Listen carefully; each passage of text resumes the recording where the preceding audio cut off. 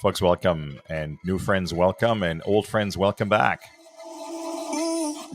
There's that ooh, and you know you're back at Raw Rants. My name is Stefan Theringer, and I am so excited to bring you today an interview with someone who I'm going to take away from you for a quick moment, and he'll be back in a second. He is a motivational speaker. He is a 3C testicular cancer survivor. This guy can tell a story about recovery, the power of community, the relentless commitment to self. He can also talk about the people you lose and you gain in the process. When I spoke to him the first time, holy shit, what a load of positive energy this guy has. We're going to talk about encouragement and spirit. One of the things I asked him right before we came on here, I said, what do people describe you as? He says, people describe me as no fluff and no bullshit. I'll tell people how it is. Him and I are brothers in cardiac arrest. Probably never, ever anybody has said that. But with my heart attack and his personal journey, that is something you definitely want to listen to. He's got a few things to say here. And I'm so honored to have him with me today, and I'm staring right at him.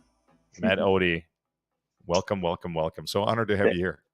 Thank you, Stefan. I appreciate it. I'm excited to be on here and just share my message, my experience and story to your community today. So thank you.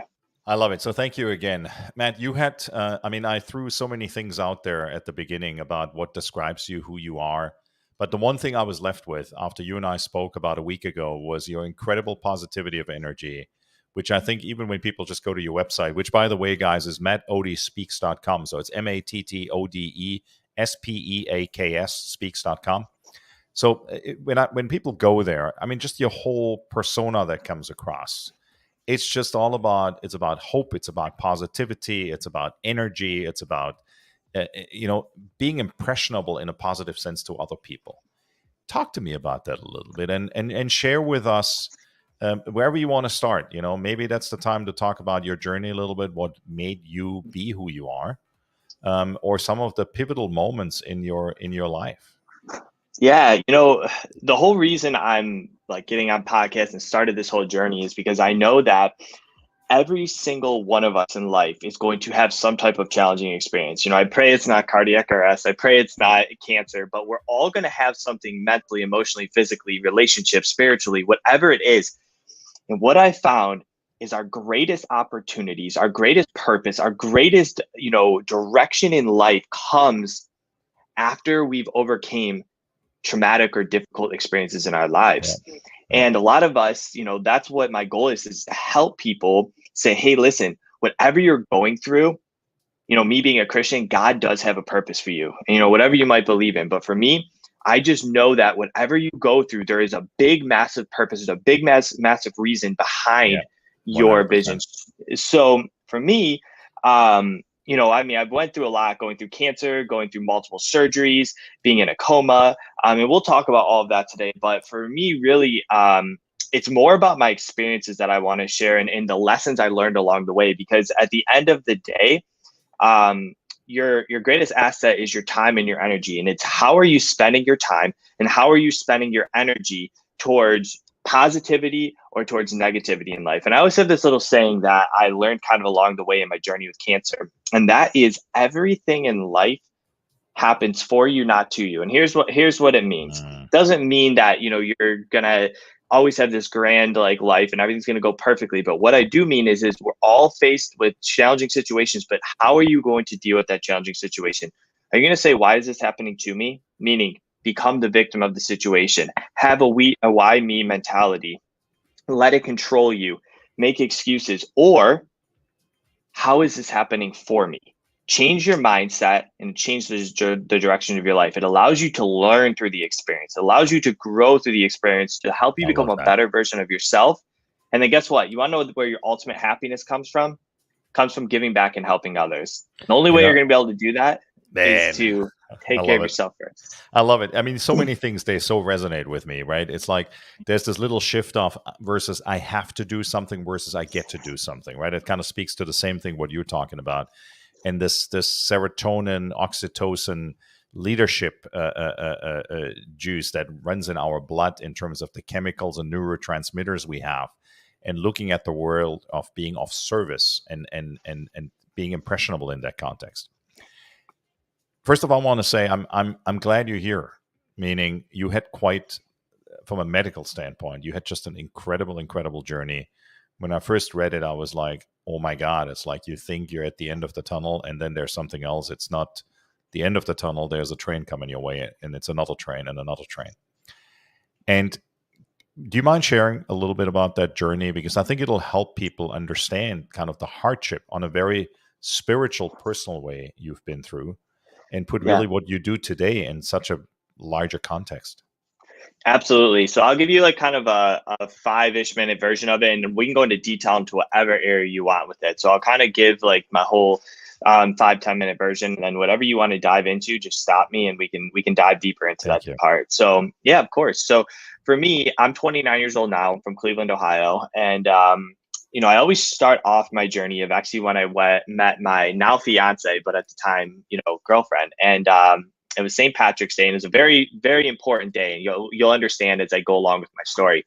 So we meet on St. Patrick's Day. A couple weeks, couple months goes by. We start dating, and we're doing all these summer activities. And me being I was 24 years old at the time. It was in 2016, and a personal trainer, extremely healthy, working out every day. And then all of a sudden, I started to notice these like back pains, and for me, anybody in their 20s, just shrug it off and you'll be just fine. It's probably from lifting 6 days a week, whatever. As weeks go by, it gets worse and worse. I'm barely able to walk. I'm barely able to do anything, but I'm just so stubborn. And finally, one day, I'm over at Lauren's house and I end up puking up blood. Get rushed to the emergency room. They find out that I lost 2/3 of the blood circulating in my body, which is equivalent to being shot with a gun. They had to immediately give me 6 bags of blood, rushed me into an emergency surgery, and that next day they thought it was an ulcer that was causing the bleeding, but unfortunately I wake up and my doctor's in the room, and he comes over to me, sits down, and he goes, "Matt, we found an 11-centimeter tumor in your small intestine. We know it is some type of cancer, we just don't know yet, and we have to rush you to the main campus of the Cleveland Clinic immediately," which is one of the best hospitals in the world. And good thing it was only 20 minutes from the local hospital I was at. So for me at the time, Lauren, who's my fiance, I had not shared the news or anything. It was just me and my parents in that room. And that was that moment where I felt like I needed to be strong for them. I felt like I needed to be strong for a lot of people. And I held in a lot of my emotions. And this is one thing I want to really share with people is, especially you men out there, we're not great at sharing our emotions. I'll be the first one to say it. We are just Tell me not about that it. good at it. Yeah, we're not great at it. And You're what being it you're leads being to? kind. You're being kind when you Yeah, say we're not that good at it. We really suck no, at it, guys. We we suck are at it. we are terrible at it. Yeah. And women, this is why we need you in our lives, because you're the ones who can allow us to express Yeah. ourselves. And for me, for about 4 or 5 days, I was going through I had to get ambulance to the hospital. I was in the ICU room. I was getting test after test after Yeah. test. And every time I just hold in those emotions, it was more baggage, more baggage. And I'm going to tell you right now, the more you hold in your emotions, the more underlying emotional mental health issues you will have in life, such as, you want to know why a lot of people have anxiety, a lot of people have PTSD, a lot of people have depression, is because they feel like, especially us men, that if we share it, it's a form of weakness. We're vulnerable. But remember, the most important thing to do is share your vulnerability, because that is how people can relate to you. I'm not saying you have to be on podcasts like me, but start with one person. And for me, I was finally able, when I finally saw Lauren in person a few days later, I just remember opening up and just crying. And I was just like, Yeah. I needed to let it out. And it was one of the best things that could have ever happened for me. And so that's my advice to a lot of you men out there is, whatever you're going through, find somebody you can know, like, and trust. And do not be afraid to share with what you're going through, because it will Yeah. relieve a lot of the stress, a lot of the pain. So right after that, that is when they found out that I had the highest stage of testicular cancer. The cancer had spread all over my body. And how they track your cancer at least for my testicular cancer, they have what's called an AFP marker. It's basically a blood tumor marker. You need to be below a 5. So a below a 5 means you're pretty much like you're fine, you're in the clear, there's nothing, there's no cancer. I was at 75,000. So it just puts things in perspective. I was off of their charts. They couldn't even have me on their chart anymore. So I had to go on what's called BEP, which is very intense chemotherapy. Lasted about 3 months. And I went through 5 rounds of it. Lost my hair, was super fatigued, everything. Chemotherapy, anybody who knows somebody who's gone through chemotherapy, you know that it beats the living hell out of you. And there were days I couldn't get out of bed. There were days that I just couldn't do anything. But those are the days, I'm going to tell you right now, the days that you can't do anything, the days that are like you are just beat down, but yet you say, I'm going to still get up and try and do like one thing at a time, just focus on one thing at a day. Those are the days that make you stronger. It's not the days when everything's going right. It's the days when everything seems like shit has hit the fan and yet you still don't give up on yourself. You just don't give up. And that's my biggest thing is say, I will quit tomorrow. When you say that you're ready to quit, say, maybe I'll quit tomorrow. And then guess what? The next day, say the same thing and keep on saying it because guess what? You'll just keep pushing forward. And it's like that famous saying, Rome wasn't built in a day. I truly believe that a compound effect of small daily habits lead to massive results in your life. 100%. And that's what I had to do through chemotherapy. I had to say, maybe today is just getting up and walking a quarter mile or getting up and, eating a little healthier, whatever it was. So whatever part of your journey you're in, I would say is focus on one thing. Don't overcomplicate yourself and just don't put too many expectations. Like saying, if I don't get to this destination tomorrow, you're not a failure. It just means you have to pick yourself back up and try again. Every failure leads you to eventually a success in life. You aren't going to get success without going through failure. I'm going to tell you that right now. Every no gets you closer to a yes. And that failure is feedback. Just remember that. This is my last sentence. Failure is feedback. When you fail, it allows you to learn and obtain what you've gone through. So I go through my chemotherapy. I get through it after 3 months. I had a lot of ups and down hurdles. My 3-year-old puppy passed away in the middle of my chemo because he was diagnosed with cancer. Absolutely mentally destroyed me. I had an unexpected surgery, all of these, crazy things. But what really was the tough part of my journey was after chemo. So I sit down with my oncologist and he goes, Matt, we found we see the 11 centimeter tumor has now shrunk to 3 centimeters. I go, awesome. That's great news. And he goes, but it's wrapped around what's called your inferior vena cava. And your inferior vena cava is basically a central vein that goes from the bottom of your upper body to your heart. We're going to have a 12-hour surgery with 4 surgeons involved. And we have no idea what the complications are going to entail. So I get the surgery done, 12-hour surgery. And going into that surgery, I was probably close to about 140 pounds. So I was 185 pounds before all of this. I lost about 45 pounds during chemo.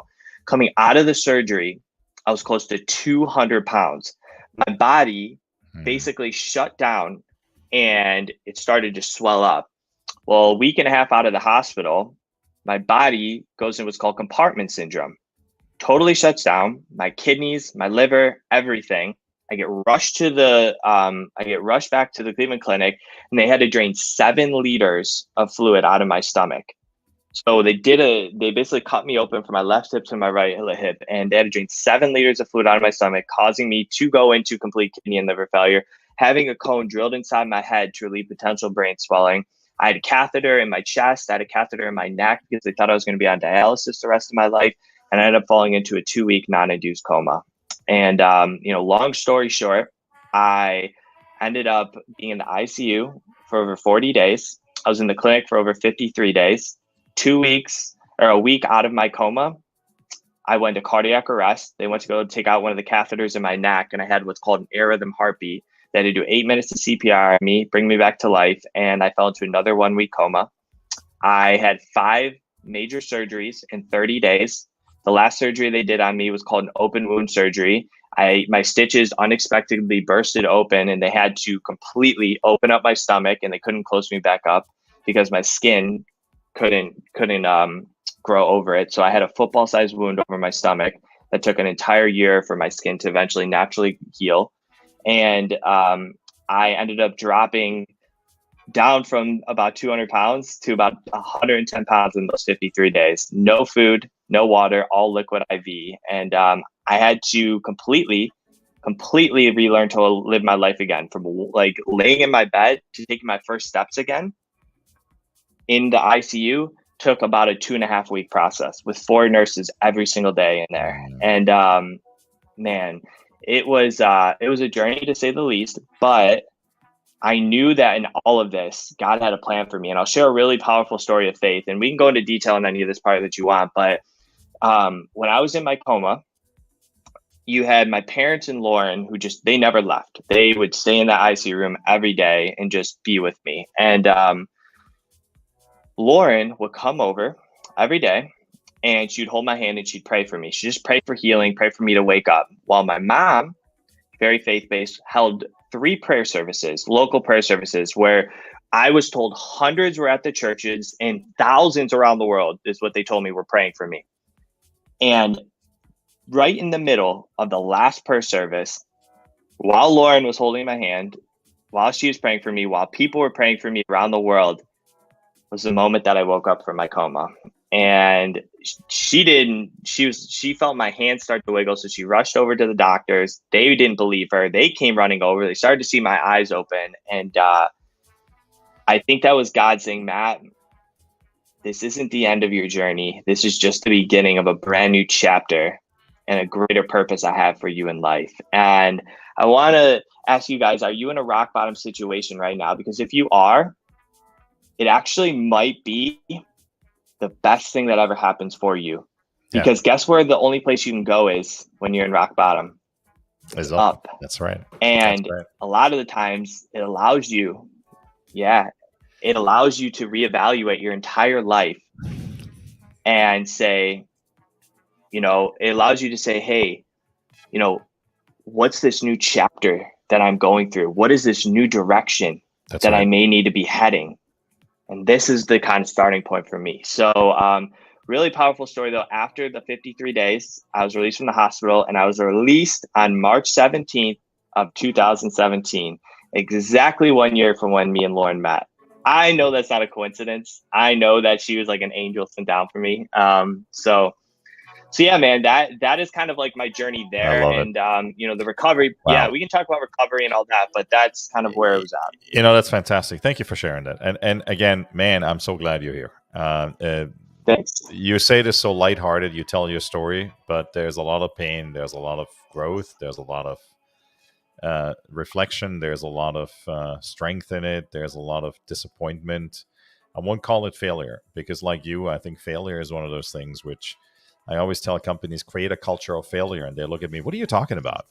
Well, culture of failure means, failure is good. We tolerate it. We invite it. We want you to fail because that's how you learn.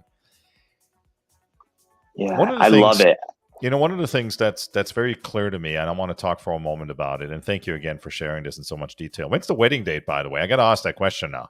Yeah, so I proposed to Lauren July of this year, and our wedding date is September 24th. You want to hear a really cool story? I proposed to her on my parents' anniversary. We weren't planning this, by the way. Proposed to her on my parents' anniversary. And we're having the wedding on September 24th, which is her parents' anniversary. I love it. When they got married. So that's next year? So, next year. Yep. Oh, that's fantastic. So September 24, 2022. That's a good date. That's a good date. It is. 11/24/22. So, but one of the things, you talked about community. And one of the things I want to say to everybody listening here, guys, I don't care if it's God, if it's Buddha, whoever you believe or what you believe in, there is such a thing. And I'm very, very fond of that conversation and the fact of that there is a higher power somewhere. It doesn't have to be just God or whatever else. And I grew up Catholic. I was an altar boy. I grew up in Germany, and so I went to church every Sunday myself. So I have naturally some spirituality around that.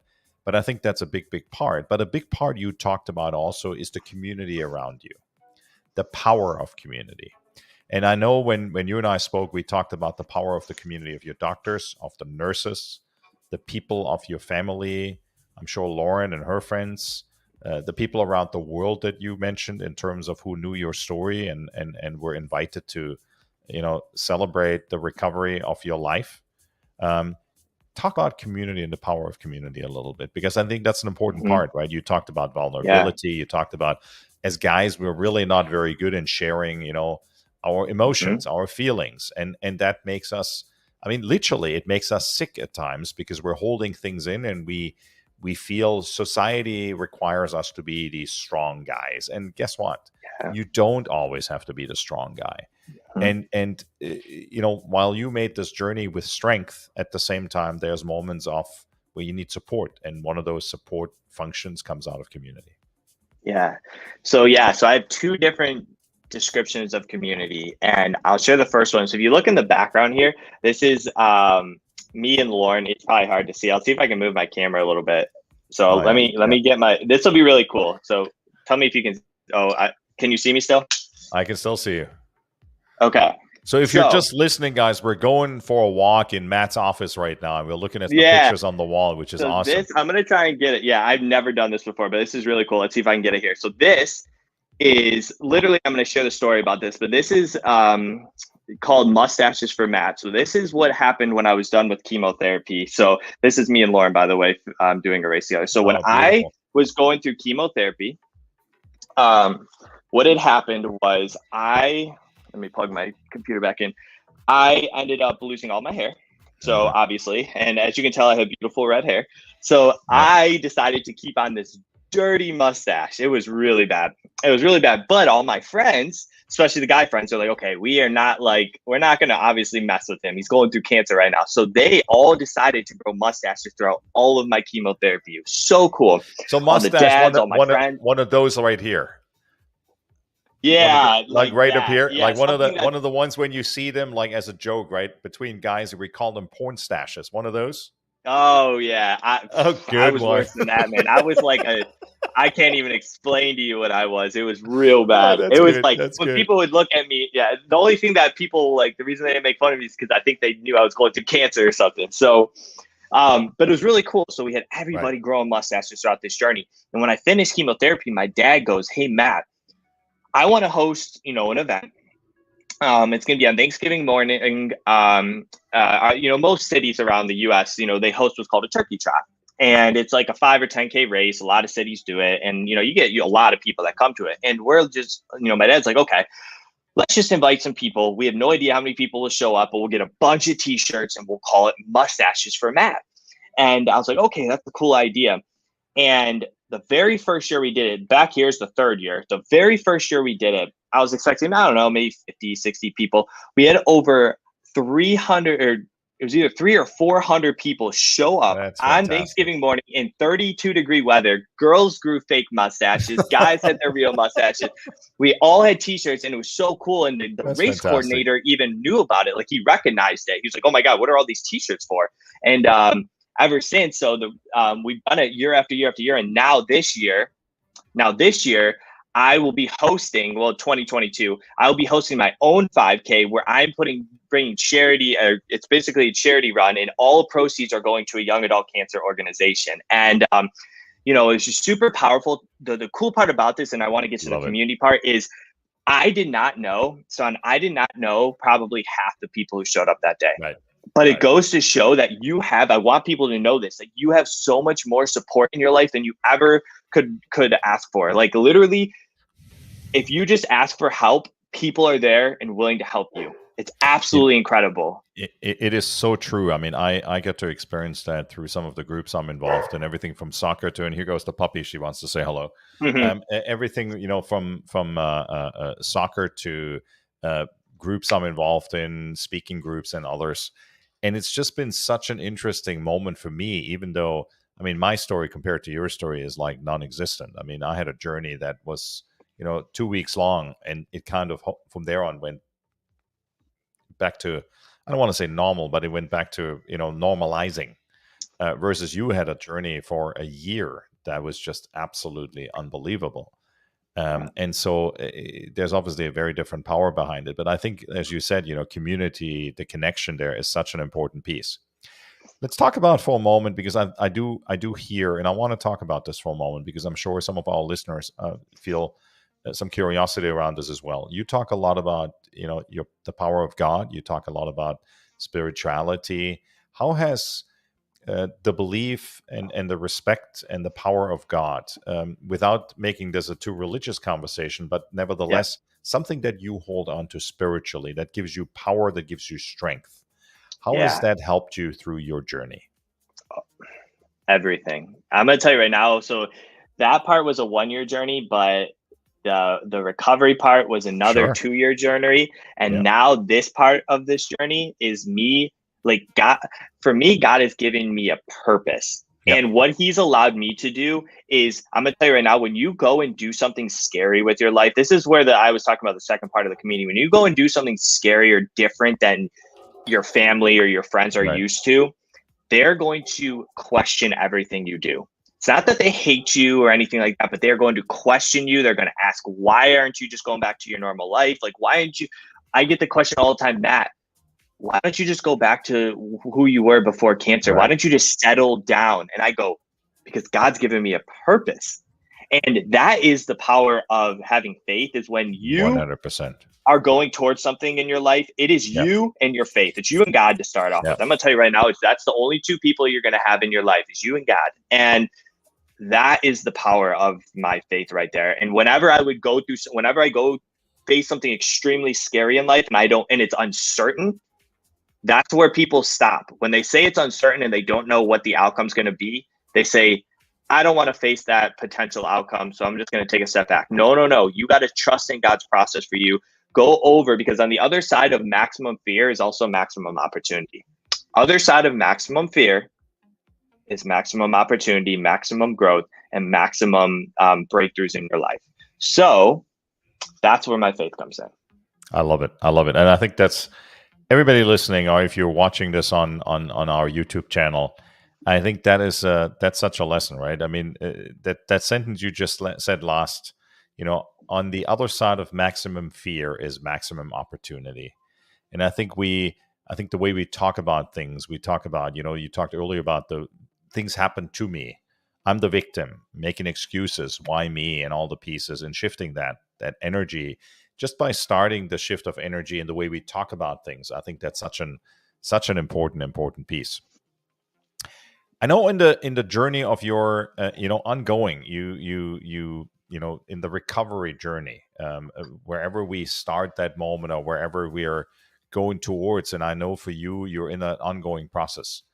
You've met a lot of people, you've trusted a lot of new people, you had to trust a lot of new people, but you also have decided some people in your life need to go.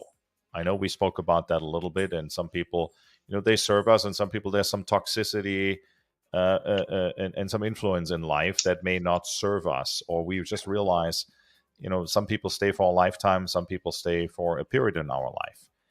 Some of those experiences Mm-hmm. that you can share maybe as well to help people, and I want people really to be able to say, oh, interesting, there's maybe some parameters I can apply in my own life Yeah, that help me to decide, do people really belong in my life or not?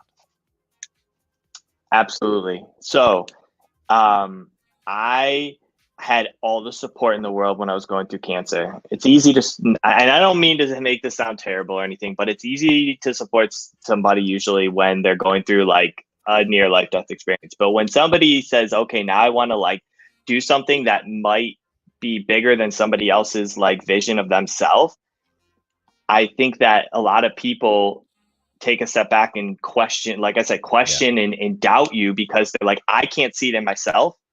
So how can he do it? And a lot of people, I will tell you right now, most people in life need to see something before they can believe it. Hmm. Where an entrepreneur or somebody who has this big vision will believe it before they can actually see the real outcome in life. And that's where I found out that, hey, listen, I still love my friends. I'm still great friends with almost all of them. But going out every single weekend, drinking, talking about, high school glory days, or gossiping, or all that we want to do is talk about our fantasy teams and things like that. Don't get me wrong. I do all of those things still a little bit, but it's way less. Yeah. And I needed to say, who are the people that are going to talk about the future? Instead of when I say, hey guys, I want to change the cancer community, and all my friends are like, oh, well, how are you going to do that? You're going to keep posting on social media, blah, blah, blah, this. And I'm like, yeah, I am. I'm going to keep doing that because that's what I need to do. So you need to find people in your life that are going to help uplift you. And I'll tell you exactly how I did this. I'll tell you step by step how I Tell us. found the right Yep. community. I started with YouTube videos. I said, what is something that is meaningful to me that I've either overcame or that I'm passionate about? And I started watching YouTube videos. And then when I would find like a person that I resonated with, I would dive into their community. So I found a guy, his name's Ed Milet, entrepreneur, super motivational. And he had this podcast and it was called Broke to 400 Million. Just caught my attention. I was like, okay, this is cool. I just want to watch it. Literally none of it was about money. It was all about the shit that he had to go through to get to where he is today, where he was so broke his water shut off, where he was almost ready to get a divorce, where he was all of this crazy stuff back and back and back, but yet he never gave up on himself.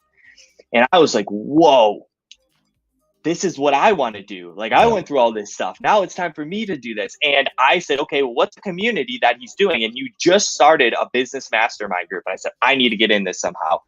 Joined the mastermind group, built incredible connections. I was deathly, literally 3 years ago, deathly afraid to share my story. Like I would be shaking talking right now to you. But then I started sharing it on a Facebook group, and because people would come up and be like, hey, so what's your story? Or they'd ask the next person, what's your story? And I would share my story. Like I wouldn't talk it, but I would just share it on like a Facebook like copy or something. And like, you went through all of this? And I'm like, yeah, like I'm not like shrugging it off, but I'm like, yeah, I went through all of this. I don't know what to do with my life. I'm like, you need to start speaking or doing something. And they gave me the courage. They gave me the confidence. And that's what you need to do. Find people that will do that. And then I started going into other groups and I started building more connections and more connections. The more connections you can build, the more, you know, the endless opportunity you have in life. So that's kind of exactly how I did it. I found somebody on YouTube that I liked. I literally dove into their community. I started connecting with those people. And then from those people, I started connecting into other communities. That's it. I love that. I think that's such great advice. Tell us about, I mean, you were, before you went through your journey, you were a personal trainer. Everybody who is into fitness, training, discipline, you know, commitment to self, from a personal training standpoint, that obviously also plays a big role in that respect.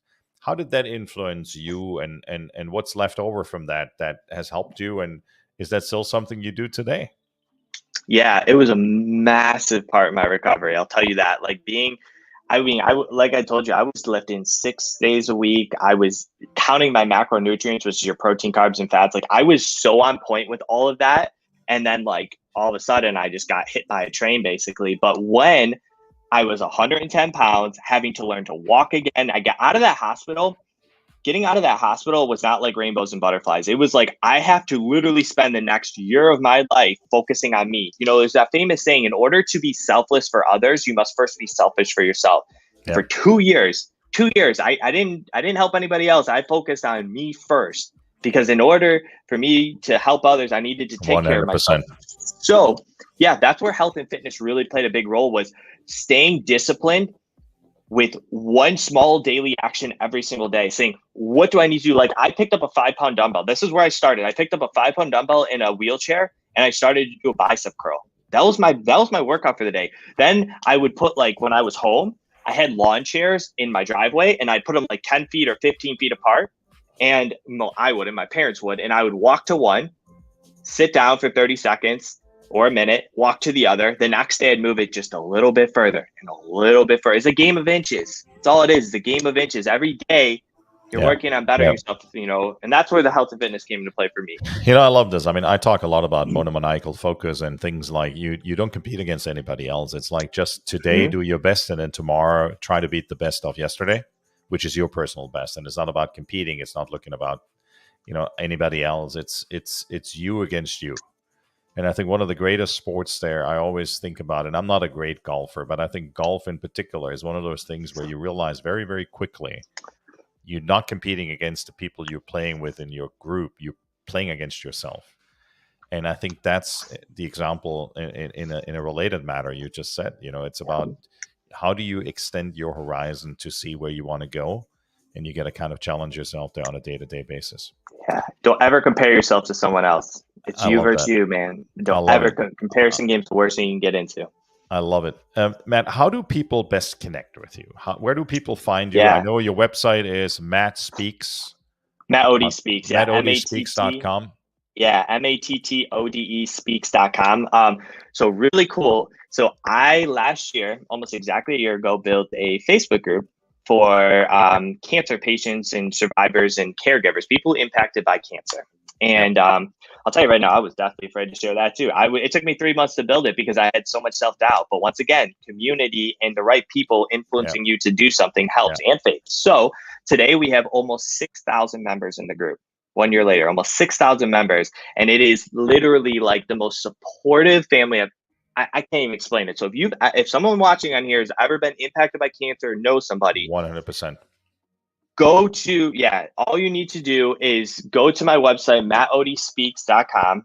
And I have all of my social media tabs on there. I have my Facebook, my Instagram, my YouTube channel, and I have LinkedIn. Go to my Facebook. As soon as you get to my profile, it literally all you have to do is click on my profile and it'll give you a direct link to my cancer community group. Or I can give you a link if you ever want to share it. So Let's do that. Group. I mean, let's make sure we put that also up on our website and we share it in social media and we'll get that from you. Guys, if you're listening, mattodspeaks.com, MATTODE speaks.com, and then click on all the social media links. I got to tell you, one of the things, and I'm glad you mentioned it, the community, years and years and years ago, I think I shared this with you, the open educational resources for cancer. Open education was a big, big, big thing for me and still is today in impacting people by, without having the privilege of being able to afford education, but the right to education. And I think the community of cancer survivors, but also I think the extended community of people who are supporting people who go through cancer and being able to educate yourself, what to expect, what's the journey the patient goes through, but also what's the journey as yourself you're going through in being able to best support somebody. I think it's such an important piece. And I think the invitation from Matt's side to join his Facebook group, 6,000 people, there's some resource, there's some power, there's some strength in that community. That's fantastic. Guys, we're talking today with somebody who is a cancer survivor. We talked about recovery, the power of community, a relentless commitment to self before you actually can make an impact to others. We talked about encouragement and spirit. We also, one of my favorite quotes, Matt, you said today was, things in life happen for you. Stop being a victim. We all get why we sometimes go there, but maybe let's make less excuses and let's ask less, why me, and let's turn it, you get to versus you have to. Yeah. Another piece, Matt, that connects us is Cleveland, Ohio. I spent some time there. I think I shared that with you. So hello to Cleveland. Thank you for joining us today. We're going to send your family and all your community lots of love. I want to hear about this 5K charity run. We got to stay in contact because, hey, we may just show up in Cleveland and run this thing together. Let's do it. Also, send gift on September 24th, 2022 to Matt, because that's when he gets married to Lauren. Matt, any final words, any final thoughts for us today? I'm going to leave you guys with a really cool acronym, and that is HOPE. Help one person every day. Don't ever underestimate the power of helping one person because it will compound into helping thousands before you know it. So HOPE, help one person every day. I love this. A very, very good friend of mine, my best friend of mine from Germany, actually, he gave me, when I went through my recovery journey, he gave me a cup. I don't have it on my office desk right here, but it's a porcelain cup for coffee, and it says on there, HOPE. And I got to tell you, now I'm going to look at this cup with this acronym you just gave us. I'm going to look at it in two different ways.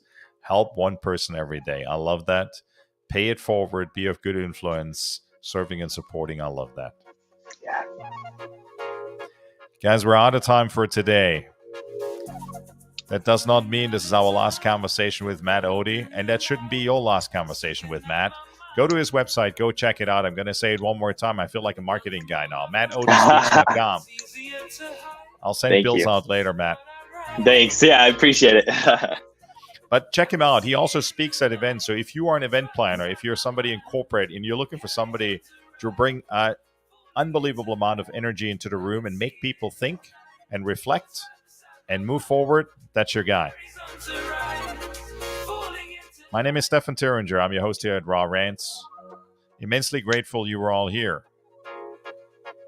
And as the song says, out of time, go check out Raw Rants. Follow us wherever you get your social media and your podcast fix. We're on all major platforms. Connect with me on LinkedIn. Connect with me on Twitter, on Instagram, on Facebook. Or just send me a message. If you are somebody who wants to be on our podcast, let me know that as well. Or if you know somebody who would make a really cool, inspirational guest here on the podcast. Matt, thanks again. And there's only one thing left for us to do, and that's this. Matt and Stefan, out.